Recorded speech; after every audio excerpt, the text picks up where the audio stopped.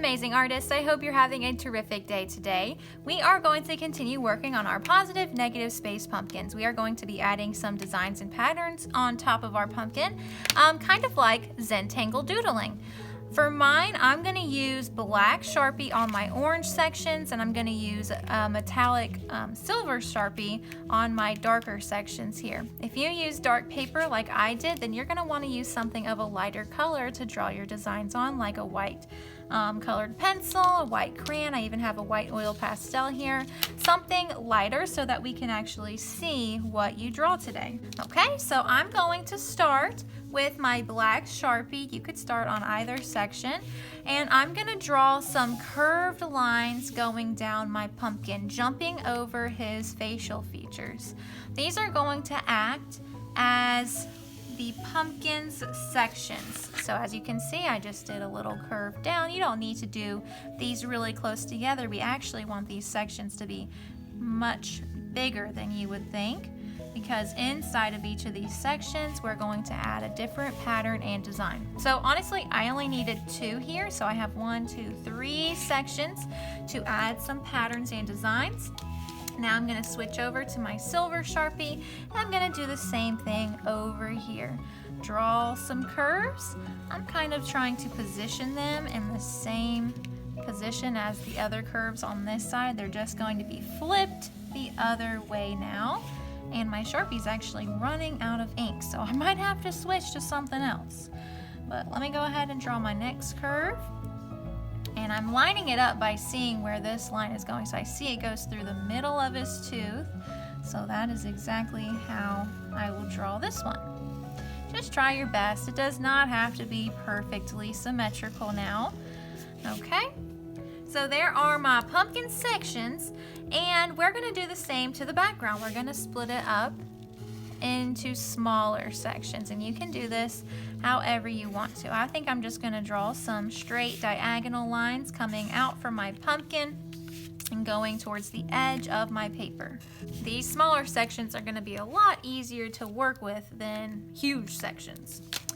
Okay, now I'm going to do the same to my orange side. I'm going to switch over to my black Sharpie so I can see it really nice on this orange paper. And I'm going to do it the same as I did the other side, but you could switch it up a bit if you wanted to on this side.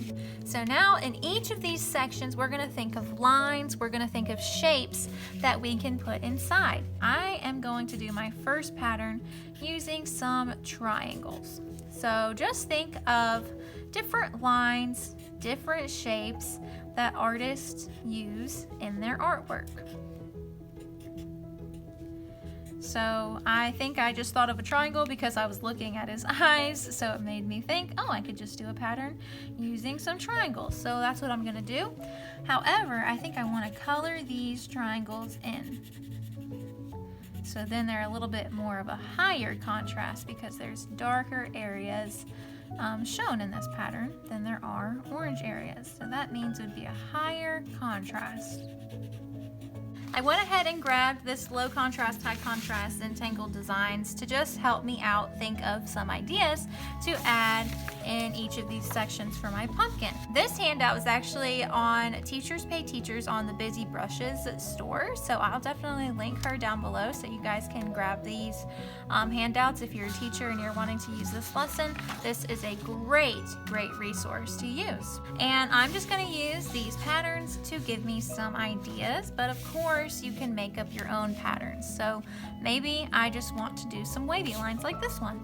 So in this section, I can just do some wavy lines, just like this. While you're doing these, just make sure you're not doing the same pattern over and over and over again. You want to mix it up a little bit, do different patterns in each section. You could make this symmetrical if you wanted to, and on this side you could use your other color and do the same pattern on this side. So maybe I want to do triangles in this section to keep it symmetrical. That's a really good idea if you want to keep this nice and symmetrical.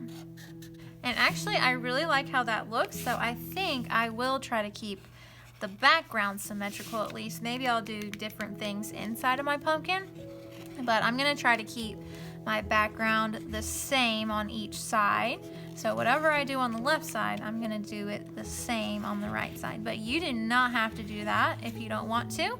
If you want to do different patterns in each section, then that's totally fine. Okay, so I'm gonna go ahead and finish my background, and I'm gonna basically do the same thing in each of these sections. The only difference is when you get to your pumpkin, we are not gonna add patterns inside of those facial features. So do not add patterns to your eyebrows, your eyes, nose, or mouth. We're gonna keep those blank so they really stand out inside of our pumpkin. Okay, so like I said, I'm gonna speed this up and I'll be right back to show you what it looks like.